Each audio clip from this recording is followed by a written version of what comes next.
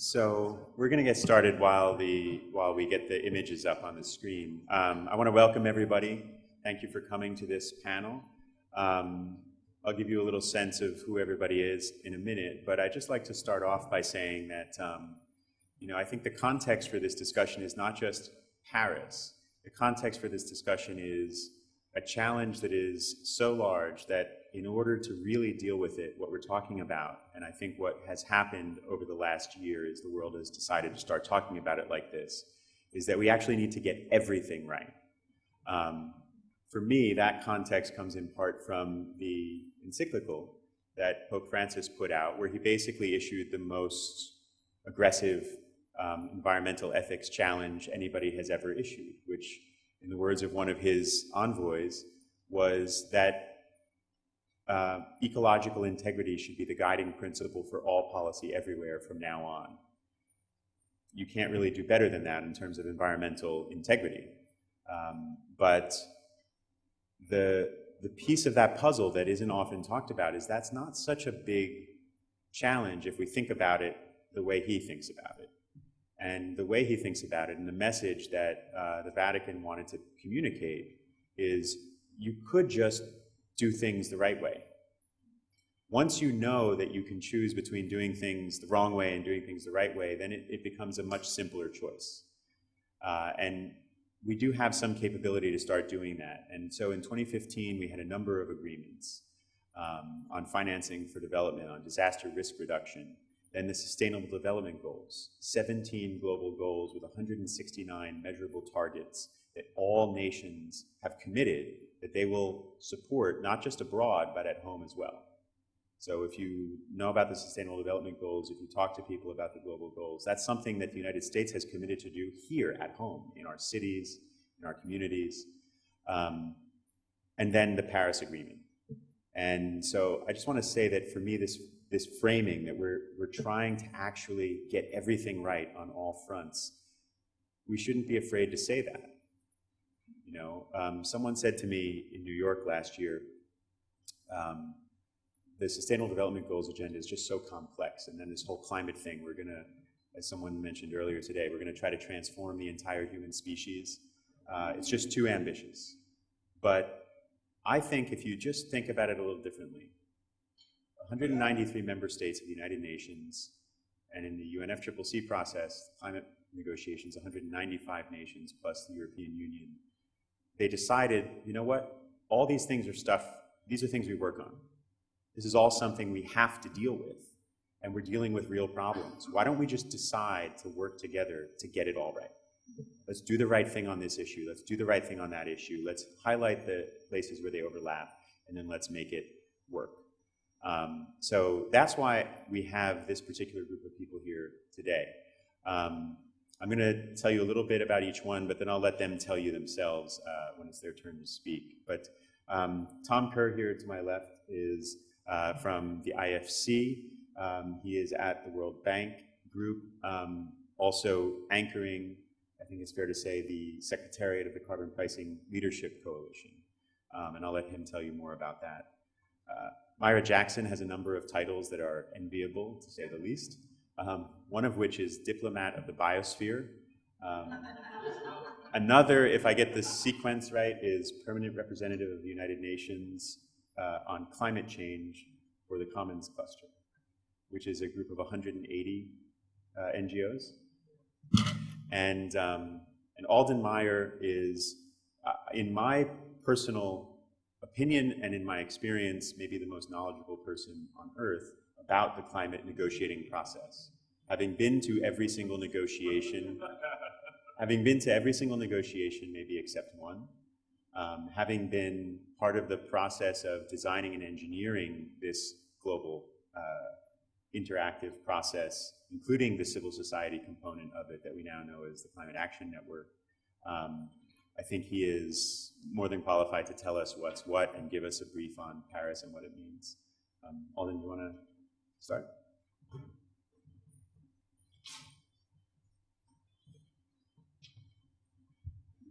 I'd like to say to my daughter that I've been working on climate change for almost 30 years now. That's why we're doing so well. So Joe just wanted me to give you a little grounding in what came out of Paris and why it matters and what comes next. So this is one of the structures. There were multiple structures there, an incredible village they put together. Actually, it was part of the human design that the French did about how we interacted with each other over the course of the 2.5 weeks there, just running into people and having interactions, the coffee bars, the cafes. The little human touches, I think, made a big difference. And of course, the way they ran the diplomacy was awesome. So just to give you a little background of sort of why I think Paris was a watershed, and as Joe said, I have been working on this since the negotiations started in 1991, not too far from here. Westfields, Virginia was the first negotiating session towards the Rio Earth Summit Treaty in 1992. And we've been working at this for a while, and we haven't really totally gotten it right yet. The Framework Convention in 1992 was inclusive, but it was totally voluntary, no real specifics in it. And of course, that was the meeting where first President Bush said to the world, the American way of life is not negotiable, which is why the US blocked having binding commitments in the original Framework Treaty. 5 years later, you had the Kyoto Protocol with countries acknowledging that we needed to set binding commitments, we needed to have specific targets for the industrialized countries that had put most of the pollution in the atmosphere since the Industrial Revolution. But of course, the US never had a strategy to ratify Kyoto, even though Presidents Clinton and Vice President Gore negotiated it. And soon thereafter, Canada pulled out, and when we got into the second commitment period starting in 2013, Japan and Russia joined them, and all of a sudden you had the European Union and a few others representing about 15% of global emissions in the binding treaty. So that's why we needed something new. We needed something that was more inclusive.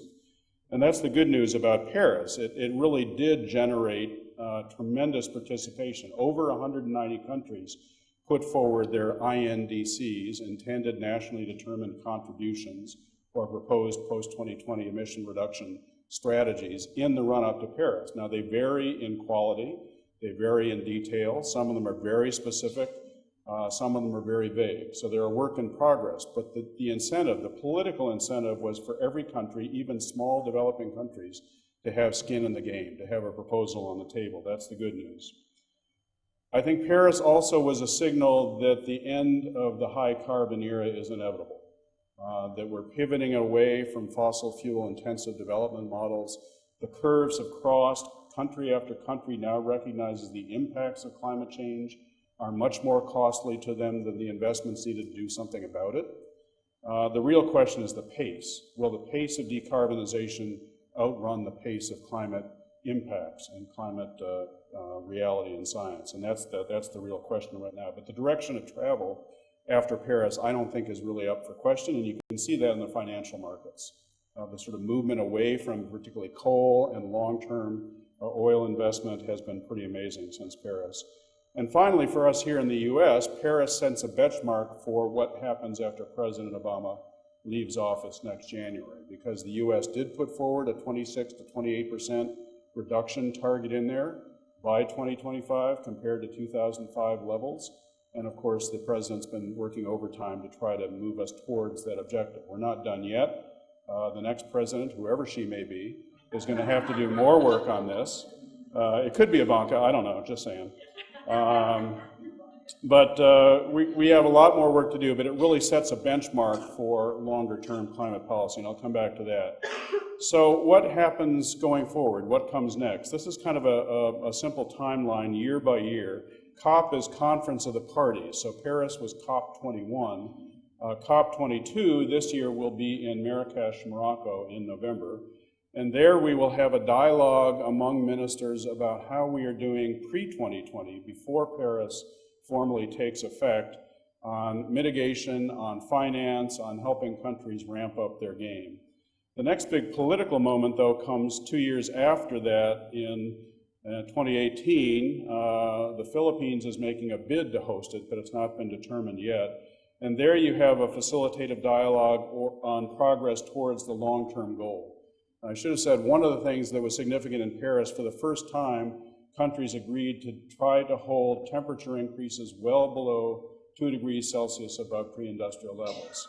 Just for comparison, we're now at about 1 degree Celsius above pre-industrial levels. You can see the impacts we're experiencing already. So they set a goal of trying to hold temperature increases well below 2 and aim to get as close to 1.5 as possible.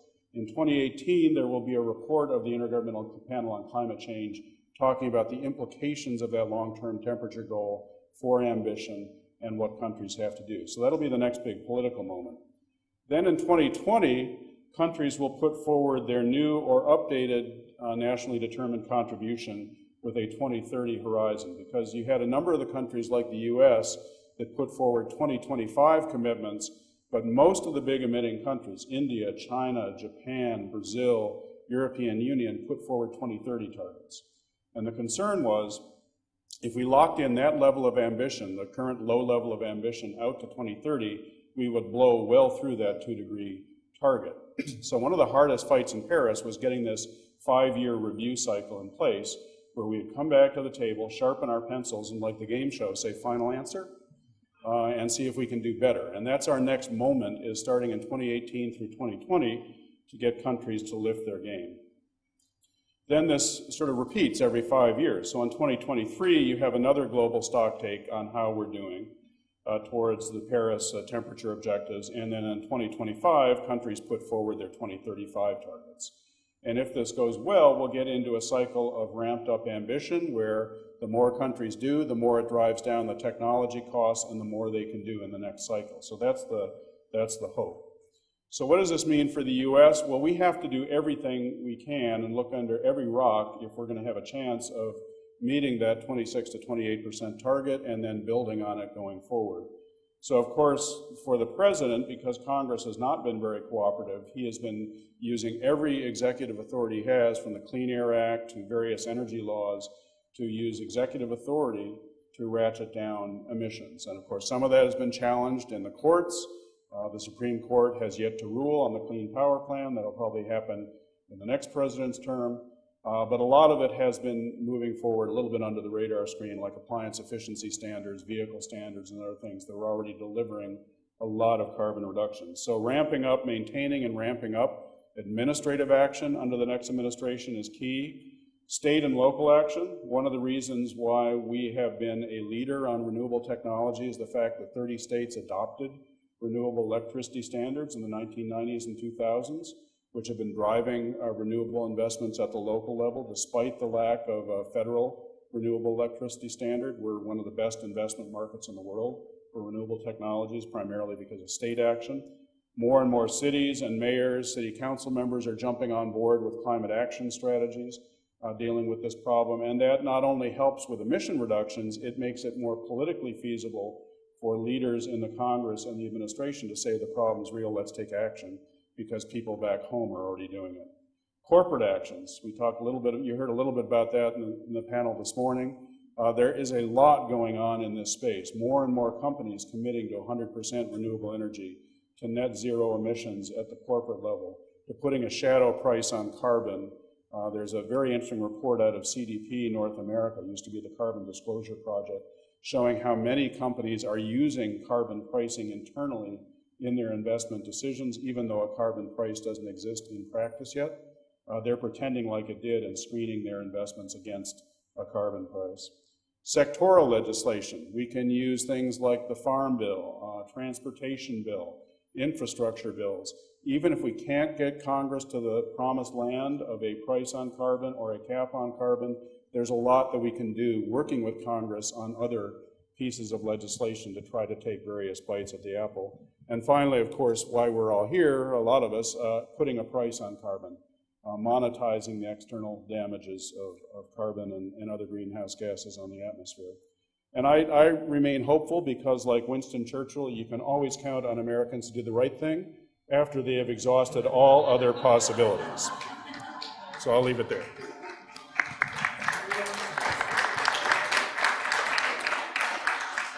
Thank you, Alden. I was going to just interject with one thing, which was that yesterday Mark Reynolds announced that Citizens Climate Lobby is committing to pass a carbon pricing bill in Congress by the end of 2017.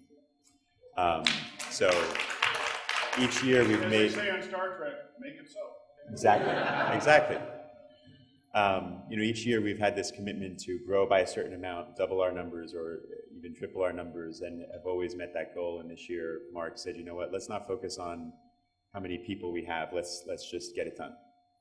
And so I think that's the context that we're talking about all of this in. And I want to move to maybe a kind of dialogue among the group here.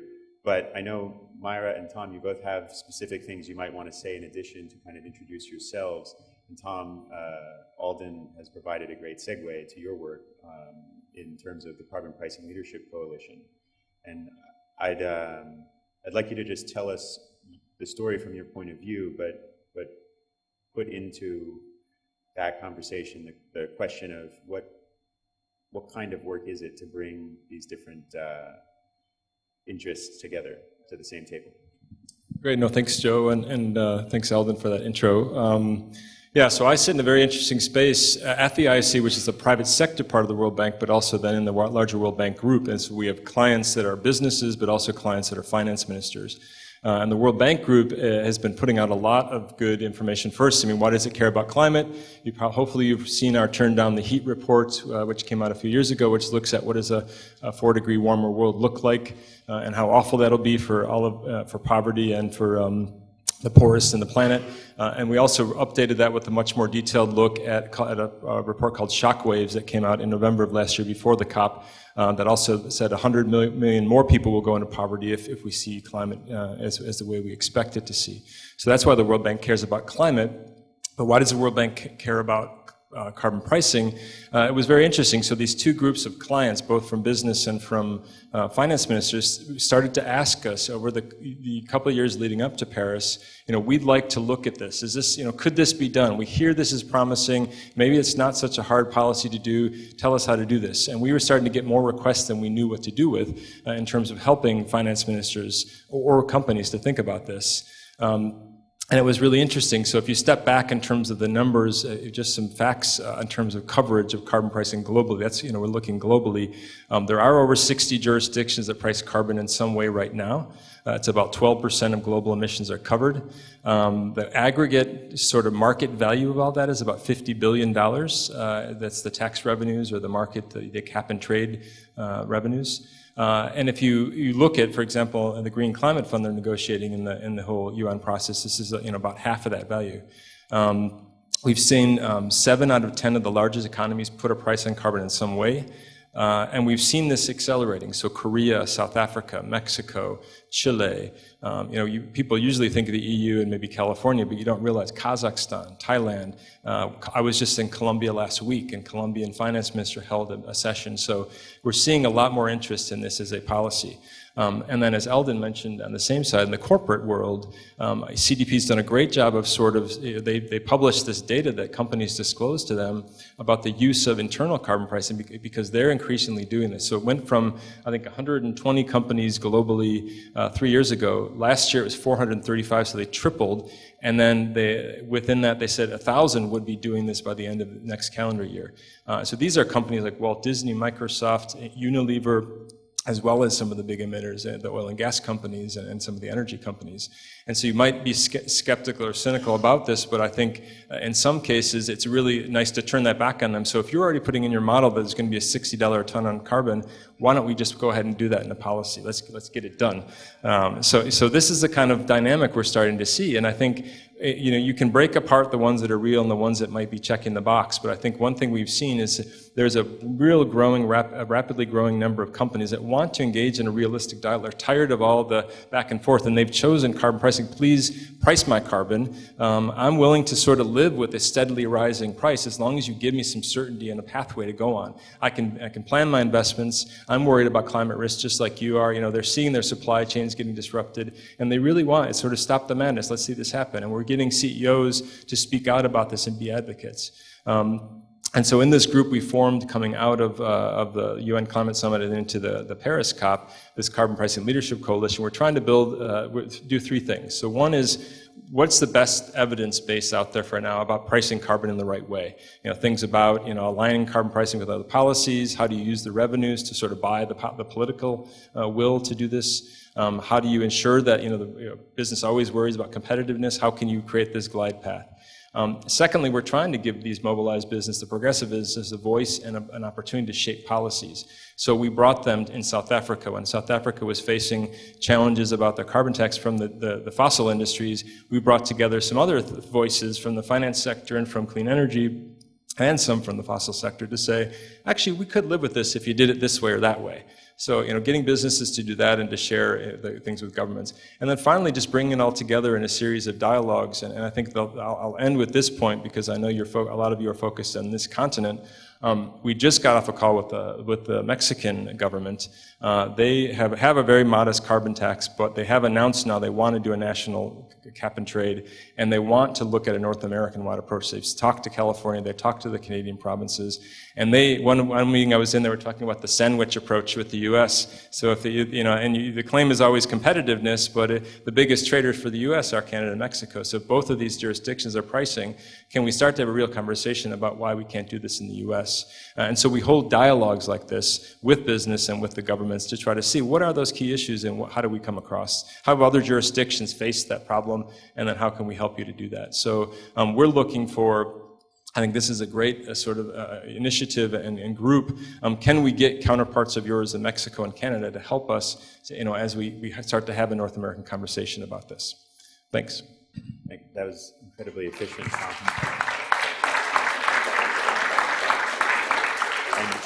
And you said the word dialogue, which I was going to actually ask later about that, so I will ask later about it. I'm glad you brought it up. Myra, as you're listening to the process of negotiation being described and menu of solutions that can be called carbon pricing and the process of bringing people together to do that, how do you think about the relationship between these things and the biosphere? And why do you think about that?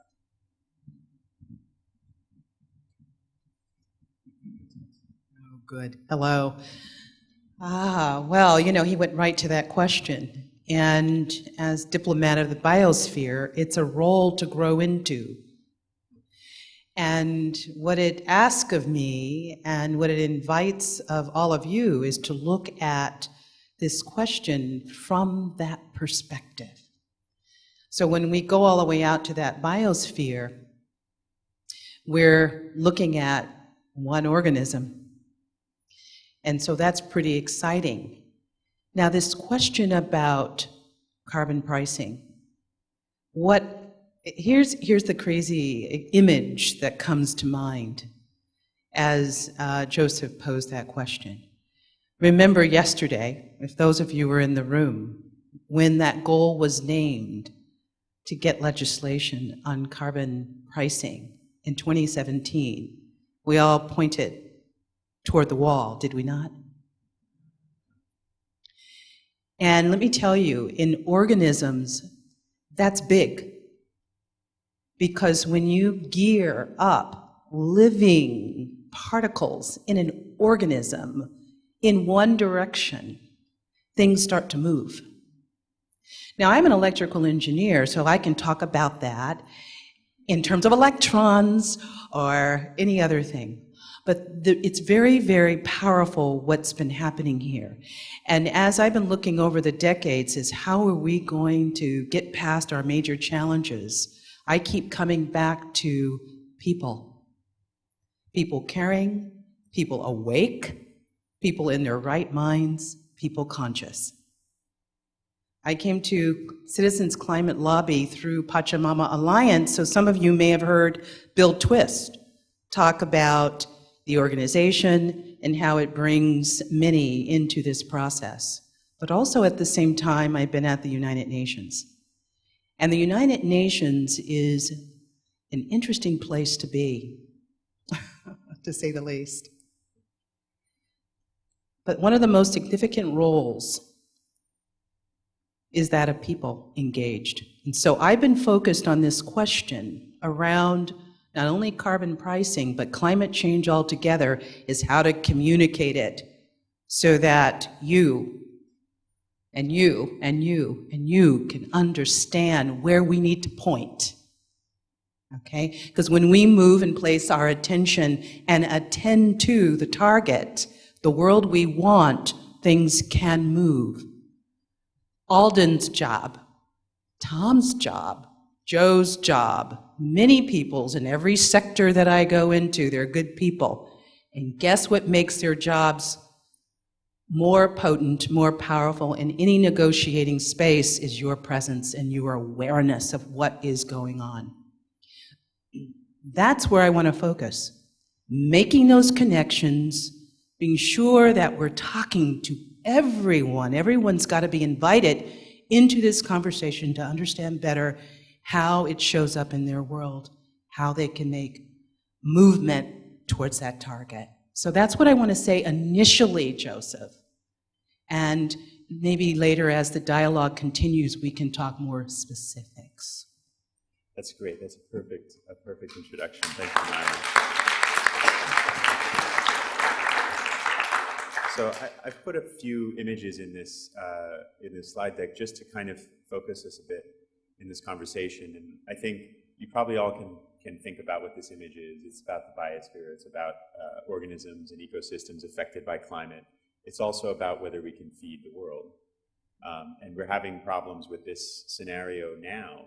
We've got another couple billion people we have to add while consumption radically increases, potentially. We now are seeing those connections. We're seeing physical connections to what were formerly ethical principles and ideas. But now the ethical interactions that we have with each other are becoming manifest. I do something here, it affects people in Kazakhstan. People in Kazakhstan do something, it affects people in Bolivia. And we can now see in the geophysics of our world these interactions, and we're responding. Right? And I think we're hearing three perspectives about how we're responding. What you're looking at here is a global knowledge graph of human interactions with physical phenomena and complex social interactions in the world. So there are people, there are institutions, there are governments, places, there are climate phenomena, disasters, crisis situations, conflicts, crisis response initiatives are all interlocking in this network of known connections.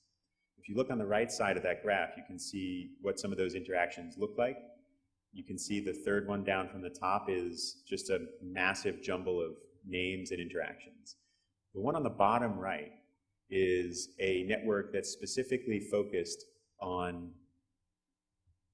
centered on Senator Mitch McConnell. And what you learn is that when you look for climate, peace, and security related themes in relation to Senator Mitch McConnell, you don't only see the connections you'd expect to see.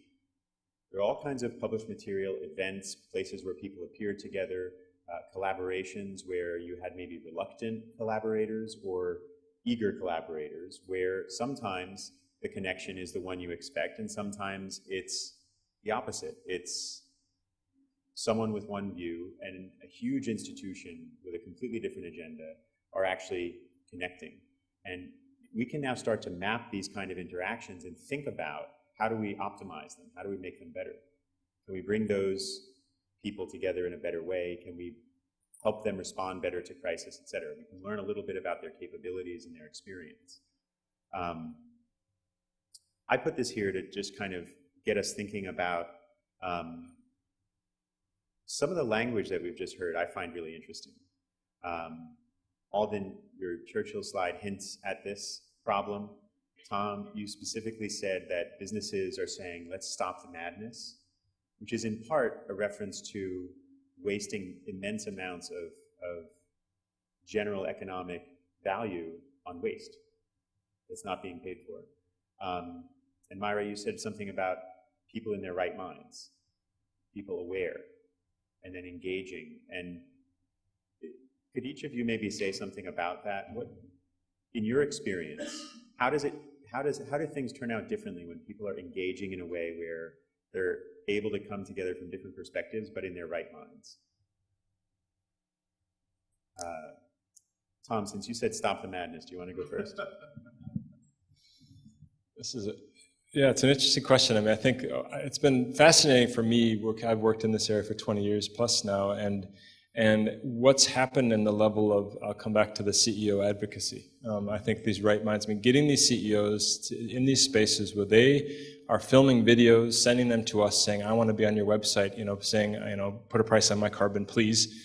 But they also don't want to just wear the slogan t-shirt. They want to have these dialogues with government. And I think that they're ready to kind of tell them, don't be shy, we're ready for this sort of policy. And so sure, you can be cynical and say it's only 3% of the CEOs, but they have power and they go to Davos and they interact with each other and they start to inspire each other. And I think I've heard some great quotes from, from CEOs saying, if you aren't here in this room, you're going to be on the menu, and we want to be ahead of that game. Our whole job is to be competitors, and so you're going to be losing this game if you don't start to first factor in climate risk, but then secondly, start to, either whether you're using an internal carbon price or whether you're advocating for the policy, start to shift your business model to let's get the oil and gas companies to finally say, what's that transition plan? We're starting to see more and more governments do that, or companies do that. And I think another really interesting example, again, because I work in the developing world, even though Brazil is in chaos now, 2 or 3 years ago, 20 major Brazilian companies got together, and the Brazilian government's very active in the COP, and they support markets as a solution, but they aren't doing anything domestically right now to price carbon. And these companies were tired of that. And so they said, what if we formed a voluntary group of 20 companies, and let's cap our emissions, and let's bring in the green stock exchange, and let's trade, and let's simulate what this might look like, and then let's inspire the government, hey, we're okay with doing this. Here's the results. Here's how this might work. So that, to me, has never been done before. And I think, and now I've traveled to India. I told the Indian businesses about that. You've got Tata Mahindra saying, well, can you help us to do something similar? So I think that's, when you said the picture, I thought pollination when you showed that picture earlier. And I think if we can help to pollinate these examples and these, get the CEOs from the developing world excited about what they're doing in other parts of the world, I think that we've got a lot of opportunity there. Does that apply to this picture too?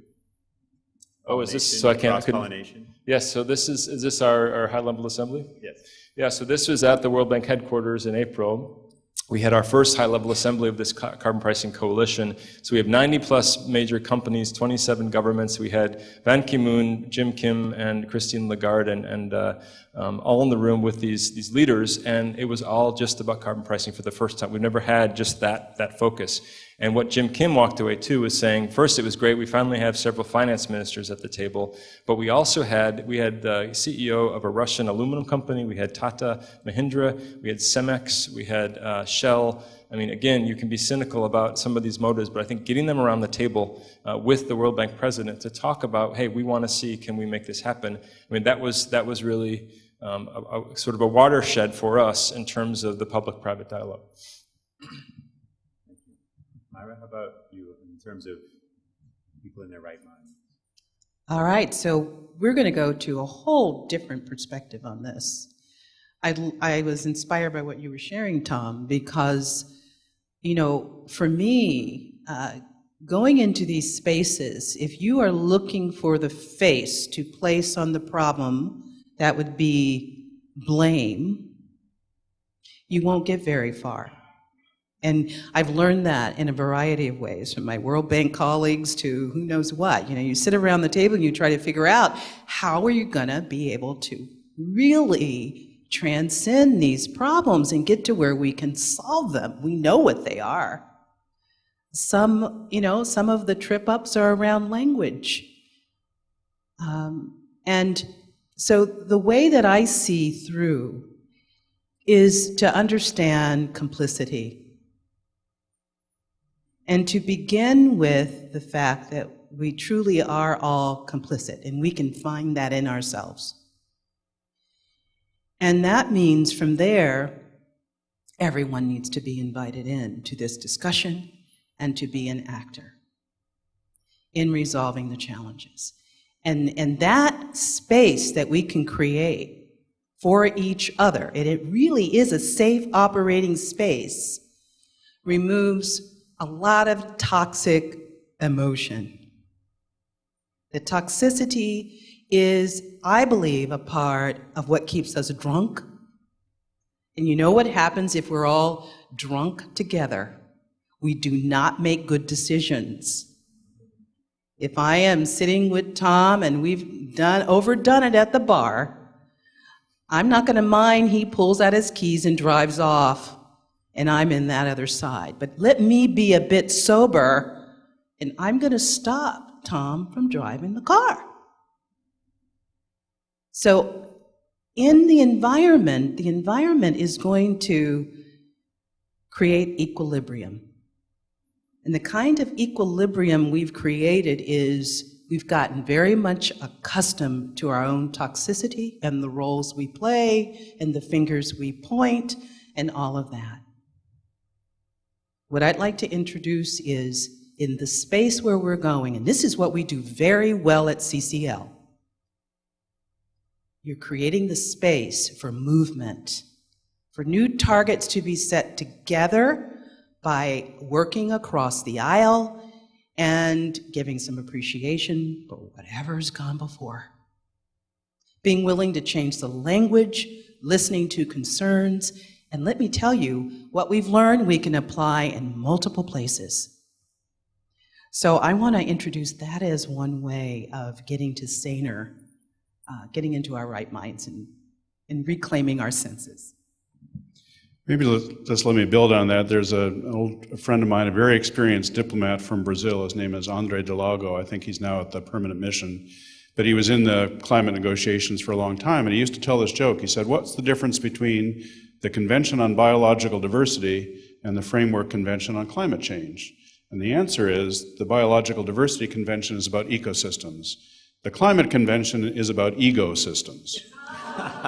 He said, we're like a dysfunctional family traveling around the world. We know each other's soft points. We keep poking at them, and we're not focusing on the problem. So I just want to echo what Myra said. Some of the most successful work has been done where you create that space where people come in and they work towards problem solving together. We've done that at a number of states around the country. It's happened in South Africa and other developing countries where they have a stakeholder consultation process. They bring in business, labor, NGOs, the government, the faith community, the mayors, and they all problem solve. In South Africa, they call it Ndaba. It's a circle of tribal leaders who get together and work through problems and conflicts. And I think you've seen amazing things come out of that where they recognize we're all human beings, we all have children, we all want to leave our kids and our grandkids a better planet, and we agree on 80 or 90% of the things. And we can isolate the areas where we disagree and park them and go off and work on them. Let's move forward on the areas agree. Now Joe knows, and some others, Tom knows, I've had them in as presenters. I've been, the last 4 or 5 years, facilitating an off-the-record dialogue here in Washington between conservative, liberal, moderate groups, Brookings, RFF, Jerry Taylor, who you heard this morning, Greenpeace, Sierra Club, just to talk about both academic and analytical aspects of carbon pricing, messaging, the politics, the difficulty of working on the issue, not because I thought we were going to reach agreement and operate as a public coalition to support one piece of legislation like CCL's cap and dividend, but because I thought if we built relationships, got to know each other as people, understood what our red lines are, our must-haves, our areas of flexibility, then if the time came where this was really prime time up on the Hill, at least we wouldn't step on each other and block something moving forward because we couldn't get the design right and because we couldn't get the politics right. So a lot of this comes down to relationships and trust and not seeing an adversary, not seeing a position when you look into someone's eyes, seeing a fellow human being that wants to work with you to make this planet a better place. They may not agree with you on everything. They may come from a different value set, as we talked about this morning, but if you can see that common humanity and recognize and acknowledge that, then there's no end to what we can do together. That's really great. I love the ecosystem thing. It was very interesting because it built on something that you've each said, which I think is that it's not, in different ways you've said it or you suggested it, that it's not necessarily true that what I think about you is what you're going to say to me. And I wanted to say that in the Carbon Pricing Leadership Coalition environment, which you're looking at there, I've had some of the most amazing brainstorming sessions with people who represent oil companies, people who represent investment groups that are trying to figure out how they can safely extricate themselves from carbon risk while being reliant on profits that come from climate damaging processes. And I think the insight there goes to something that you mentioned, Tom, about Brazil. You've got companies that want to do something. They will volunteer. I mean, like, we're volunteers saying, I'll step up and do something. I would rather do that than do nothing. It doesn't make sense to me not to put my imagination into this, not to put my capabilities into this. So then they find allies who will help them, right? And I've had conversations with people representing oil companies who say, someday, we'll just be using hydrocarbon molecules for completely other purposes. There'll be sustainable advanced materials. There'll be better building blocks. There'll be storage devices, which is what they already are. We just won't blow them up as the primary use, right? And they're thinking about that. And getting past our oppositions is a way to bring these possibilities into being. So we have an opportunity for some questions. Zach has some cards in case you want to ask anything. I want to put one quick question to the group before I sort through these. Is it unreasonable that we could, at the same time, bring more people into the discussion? Imagine a world, there are people all over the world who are sitting down and saying, you know what, the powers that be might be on our side if we just were able to have a constructive conversation. Is it unreasonable that that could lead to something where we can meet targets more ambitious than the ones already set, where we can price all carbon emissions and do it without anybody's economy slowing down? And then beyond that, can we actually have a financial sector that is totally climate smart? The whole global financial sector routinely avoiding any kind of climate damage. Is that something that seems reasonable? I'll start with the end of your question, because I am a financial institution. So yeah, it's actually squarely in our sights in terms of, you know, heavy. I mentioned being in Colombia. The first 2 days was a public conference. The second 2 days was a strategy retreat, and it was about what does a 2-degree bank look like. It measures and manages its climate risk. It screens new investments for things like sea level rise, but also for a heavy fossil footprint. It looks at, you know, the climate risk of its investments, who's managing it well and who's not, and gets out of those investments that are not managing it well and gets more into those that are doing it well. And I think that is an absolutely critical part of the piece of this puzzle. It's been really good to see financial regulators like Mark Carney and now the French central bank and the Dutch central bank are mandating banks to do a climate stress test on their assets to see where are they exposed. Is this carbon bubble that the carbon tracker work that's so good getting picked up by mainstream financial players? I think that's going to be the next wave. I think most banks, when you say are you sustainable, they say, yeah, we've got this great energy efficiency program, we've got telecommuting, we offset our employees' travel, and they're done. But now the conversation is, what about your portfolio? What are you investing in, and are you managing it well? And I'll tell you, it really is changing very, very rapidly, and I think that's a tremendous place to focus advocacy on. That's great.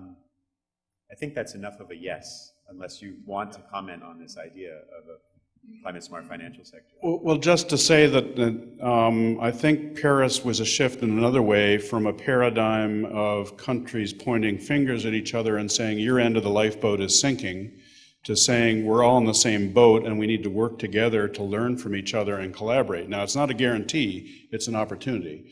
But one of the most hopeful things is watching subnational governments. I was out in San Francisco at the Mission Innovation Clean Energy Ministers meeting, and you had a whole nother conversation going on among states and provinces and mayors and others that have been taking action. They were calling themselves the subnational Clean Energy Ministerial. By the end of their conversation, they say, no, we're the supranationals because we're out in front of the national leaders.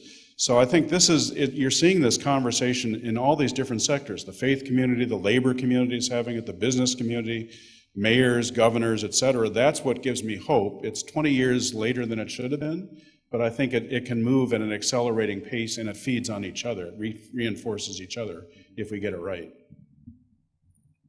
So I'll leave it to two kind of sentences, and that is, imagine just how one thing, we talk about,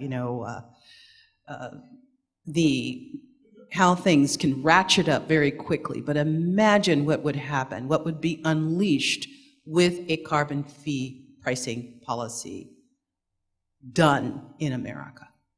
Just imagine how that changes everything and what will be possible. I'm really looking at what's going to be unleashed and how markets will respond to your creativity and innovation. I believe it's going to be hugely led by entrepreneurial pursuits and changes in those arenas. That's wonderful. So I want to provide one piece of context, and we'll get into these questions, which is this picture is the first group meeting of Citizens Climate Lobby in Kampala. And the people in this image have decided that they're going to get together and help design the future that their country is going to move into. And I think that the agreements of 2015 are part of the reason for that. It was a call to pay attention, and it was a call to get involved. And these are people saying we're going to do that. And I think in some ways, Myra, what you were just saying is this is what we're doing now, right? We're in a new world. And we can keep doing that. We can keep taking another step forward. Really interesting question here. A Brookings study says that the best investment in climate change mitigation may be to help girls in developing countries finish high school. How can a price on carbon help make that happen? Is there a traceable relationship or maybe some sort of macro relationship that would work there? I mean, yes, absolutely. What this does this is why I said finance minister, this creates a new flow of cash coming into the government, and it can be dedicated towards specific things like education, building schools, green technology. I mean, it's this is why I think it's really taken off with our audience, is that in some ways they're seeing this as the candy jar is open now, and how do we tap into this source of revenue as a new way to manage our economies and maybe cut back on things we used to rely on, like labor and income tax. And so I think absolutely, one thing we hope to do in the coming year, it's been this sort of really a lot of creativity out there. We want to capture what are the options for using carbon tax revenues, and how do you use this in a way to every jurisdiction has its own unique circumstances they need to solve. So I think absolutely yes. Let me add to that one real quick, because we know on the world scene, we have several ambassadors on record who've said over the decades they've been in the UN process, the only money that ever led to any good result has been the money given to women and girls. So there's not going to be any resistance to any resources that are unleashed in the system to dedicating those toward women and girls. So there's a question here that's, I think it goes to a little bit what people in Citizens Climate Lobby work on. There are a lot of different things that can be called carbon pricing, but they're not all the same. And one of the elements of the CPLC process, it was also part of our Pathway to Paris process, was trying to create a dialogue around core principles, or agreed principles that can be universal regardless of the policy design. How do we think about effectiveness, efficiency, equity in terms of carbon pricing? Does that have a higher value than the specific design? Or the specific model, I mean. Yeah, I mean, I think we first made the decision that we had to be careful not to call everything carbon pricing, because you can Eldon mentioned fuel economy standards, and I mean, everything could be an implicit price, but so we focus on explicit, so it's either a tax or a cap and trade. And then in that context, as you said, we said, well, we have 60 plus jurisdictions doing this, what are the principles of success? So, and we came up with an acronym called FASTER, fairness, alignment of policies, stability and transparency, things like that. And I think, effectiveness is one that our economists are still studying. I will say there is no, the economic models there. I've talked to the Brookings Institute and RFF and folks that want to do more work here. Part of the reason we don't have a firm answer on this is that we just a lot of these systems are relatively new, and there's not a lot of data to evaluate them. But we hope to have at least a qualitative assessment of, do they have, are the poorest protected, against rises in energy prices? Have you gotten rid of fossil fuel subsidies? So you removed any sort of perverse incentive? Have a sort of a checklist. So here's the best practice out there, at least that's emerging, and then building from there and helping other countries to do that. There's a question here about what cities can do to help actually achieve the promised emissions reductions under the Paris Agreement. Who'd like to take that? Well, as I mentioned, a lot of cities are already acting on this. Some of them have committed to go carbon neutral within the next 15 to 20 years. They're doing incredible things on renewable energy purchasing, infrastructure in the built environment, obviously resilience investments, because cities are on the front lines of dealing with climate impacts. We've been working with Real Resources Institute over the last several years to build a network of local officials across the country, more than half of them Republicans, that are dealing with the reality of climate change. That drives mitigation, because as they understand that if you don't take action to reduce business as usual emission forecasts, the costs and impacts of adaptation are going to be overwhelming, maybe not even feasible. So cities are on the front lines, and because they have to deliver the goods, they can't afford to get into sometimes the political food fights that we get into in this town.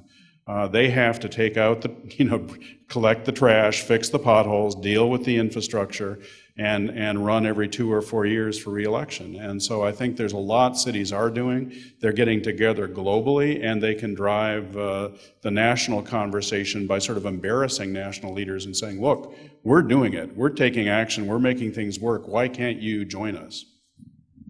Really fast, this is what I'm zeroing in on, is cities. And counties, parishes, villages, all of them. We have 3,146 counties, parishes, villages, and townships in the United States, every one of them potential for moving on this. Biophilia, biophilic cities, a new trend around the world, several new ones in the United States, designing around nature at the heart.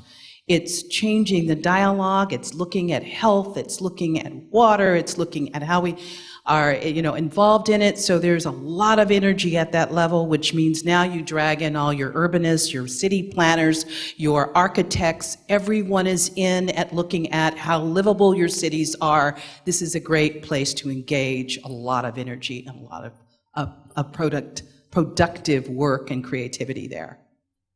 Myra, I'm glad you brought up the biophilic cities, because I think a lot of people haven't heard that term, and probably a lot of us in this room might understand it. So life-loving cities. It's not a conceptual thing. This is hard, practical realities, building things in a certain way, designing urban centers in a certain way, farming in cities. And it reminds me of something you said, Alden, about the design of the Paris venue, the design of a space for people. There was a philosopher helping to create that space, thinking about lighting. Every single space was designed in terms of how air would move, what the lighting would be like, especially the negotiating spaces, right? And the lighting would change according to the presumed desired outcome. And this is not something that's just an idea or, an entertaining thing to do. It's, if you think about the fact that human beings want to enjoy what they're doing, it's a good thing to design for that. What's that? Yeah. So share about that for a quick second. I used to live in Paris, so I had the lucky experience of eating these every single day, but then it was just fantastic. I think Paul, the bakery, was in there, this glass booth where there was a kitchen, a see-through kitchen. You could watch them baking bread, and you can go get fresh, warm baguettes for free when you were hungry or tired. And they bake something like 10,000 a day, right? Right there, fresh. So there was a lot of thought put into how to make sure people felt like they were being honored and they could honor each other, and that the task at hand was worth the effort, I think. And we can actually start thinking about day-to-day life that way, if we think about this new era. There's actually a question here saying, if we were to pass a carbon fee with 100% revenue return to households in the United States, and then that had ramifications, if it changed market conditions, it changed people's behavior, changed political assumptions, would we in effect enter a new era? Similar to how the Industrial Revolution pushed humanity into a new way of doing business.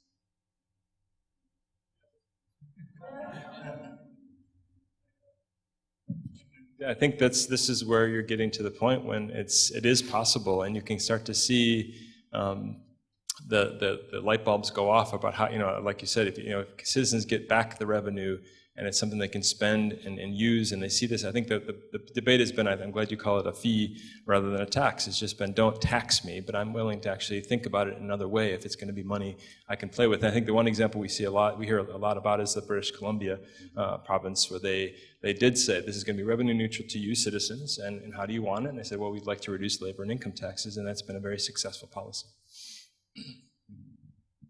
But just a word of caution that price on carbon is not the end in itself, it's a tool. The end is minimizing human suffering and leaving our children and grandchildren in a habitable planet, and carbon pricing is one of the tools we can use. It works brilliantly in some areas, in others it doesn't work as well unless you get to an astronomically high price.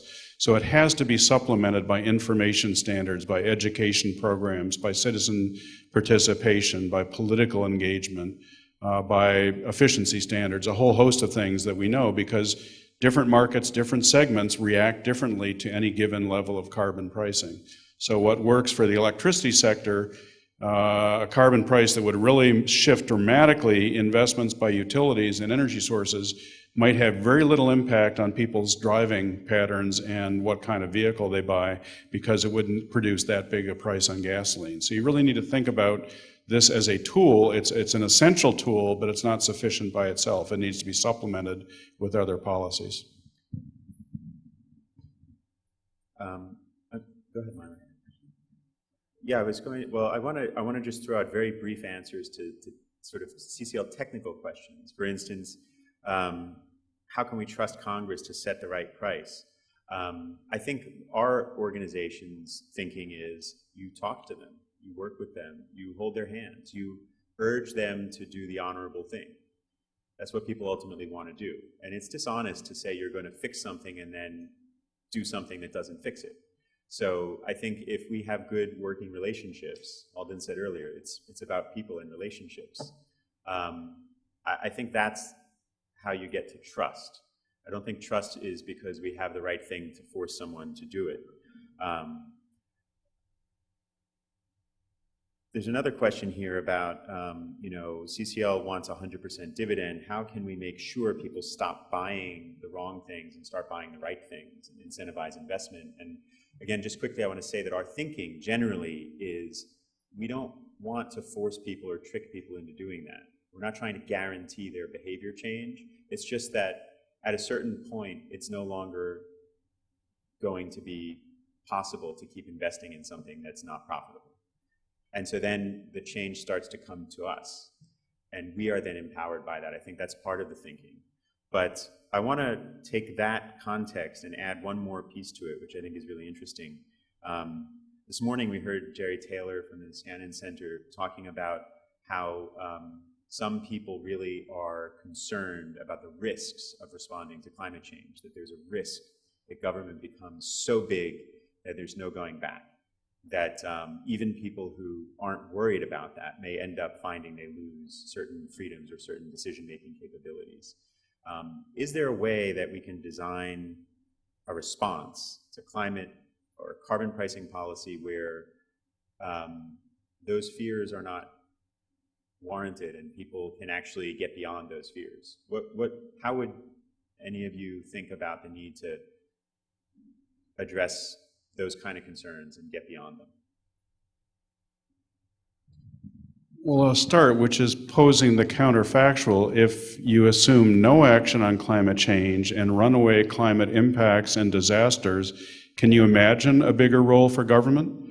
I mean, government would have to step in and start imposing on people's liberties to deal with just the catastrophic impacts of climate change. So I would say, yes, there's a role for government, there's a role for the market, but don't assume if you prevent the government from doing anything about climate change that the role of government won't grow in response to the climate catastrophe you'll be stimulating. To do this thing, to do the bigger thing that needs to happen, it's about responsibility between us, and it's not an abdication of power over to governments. I don't see that's the era that we're moving into. The world we want, that people keep describing, is a world where the inequities fall away, where there is no poverty, where we have come into right relationship around in a number of areas, and we must remember that. This is just one aspect, but it's interrelated. The Sustainable Development Goals that you started out enumerating and mentioning earlier are a nested set of relationships. Tom has mentioned relationships. I want to say we have a big world map. We have a vision of the future that keeps not only humanity in tow, but all life being supported by this living jewel of a planet that we all share. And so that does require us to move into a whole different place where we're not, growing government would not be the answer, for sure.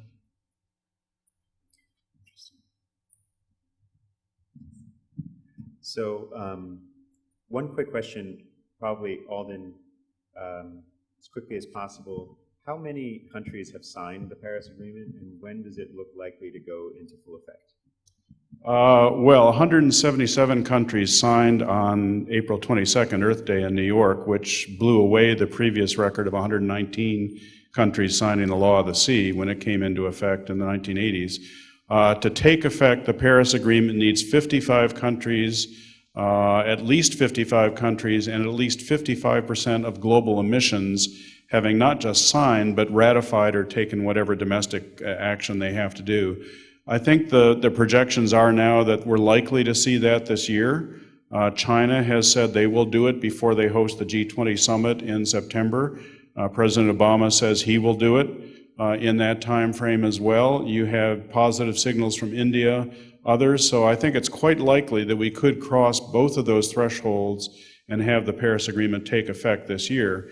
Now, that's only a legal nicety. There's still work to be done to negotiate the rules, the transparency, the reporting, the market mechanisms. All the other details have to be worked out over the next several years, but it would give a tremendous political signal if enough countries had taken action to have Paris enter into effect much earlier than anyone thought it would.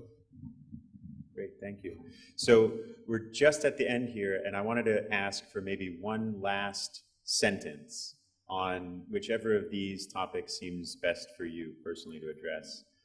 There's a question about the competition in public awareness between fear of terrorism and fear of climate change, but they're so interconnected in certain ways. There are a couple of questions about trade. Do trade agreements make it impossible to have effective climate agreements, or do they slow it down? Then there's also a question about investment leaders, and is there a way to somehow motivate investment patterns to change? And I wanted to put in one more, so there are 4 different things on the table: trade, investments, terrorism, and the last one is just collaboration. Of those 4 things, choose any one you want and tell us one thing that is your summary of that subject for now. 10 seconds left. Let me jump in. I'm working with evolutionary biologist David Sloan Wilson. And what's been fun about working with him is how exciting it is to hear scientists tell us that if we're going to make it, that innate gene in us called altruism is going to be the way forward. It's going to really force us into greater collaboration and cooperation. And when he lays this out, you'll be astounded by that. He says, you know, this selfish gene idea works up to a certain point, but we are at that point where we're being pushed. And we're being pushed to collaborate, cooperate, or. That's right. And guess what? Innately, it's possible. We really do know how to do it. And we see it happen every time our backs are up against a wall. And yeah, so you went back to Winston Churchill. I mean, but it actually is within all of us. And so this is what I wanted to comment on, because I think that's good news. Thank you.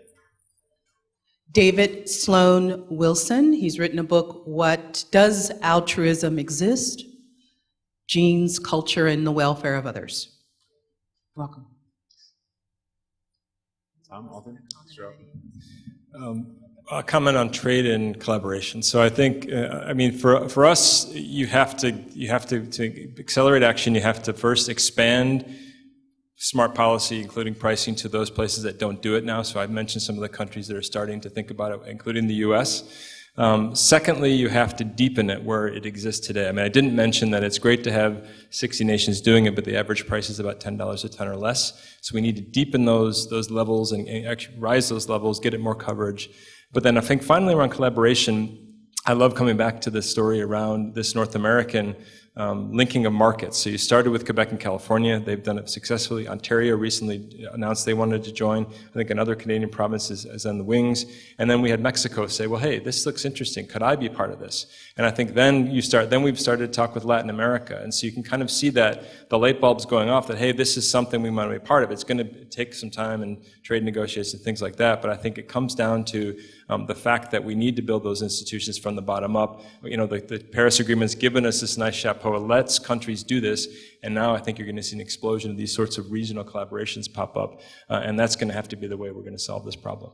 And for anyone who doesn't know what chapeau means in the diplomatic space, it's sort of an umbrella under which those collaborations can happen, right? I guess I'd just mention transparency and risk. We heard that in the previous panel this morning. Jerry Taylor was talking about that, how we deal with risk every day. There's a little process under the radar screen called the Bloomberg Task Force on Climate-Related Financial Disclosure. So say that 10 times fast. They're going to report by the end of this year into the G20 coalition of leaders and nations under the German incoming G20 presidency, and they're going to put out a series of standards that countries ought to adopt for corporate reporting on climate risk. What's the impact of climate impacts on their business supply chains and their models? What's the impact of a shift to a low-carbon global economy on their business models and their theories of the business? And I think just like the toxic release inventory had in the 1980s here, when the EPA put that into place, forcing companies to report on their toxic emissions, emissions went down 80 or 90% within a matter of years because companies didn't want the branding implications of reporting all the garbage they were putting into our water and our air. I think this task force has the potential, if it's implemented, to revolutionize the way that businesses perceive their business and have to deal with their stakeholders in transparency and reporting. It could be a very big deal. It's gotten very little attention so far, but I'd say keep your eye on that space. Yes, it's the Bloomberg Task Force on Climate-Related Financial Disclosure. And if you Google it, you'll get their interim report from May. Their final report is coming out in December, and they're doing stakeholder consultations and engagement around the world. It's great that everyone here likes to take notes.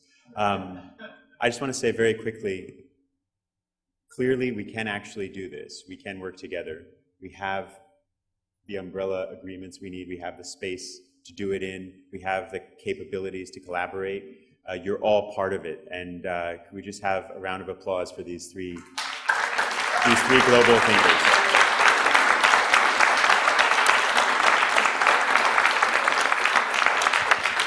Just add political will and stir.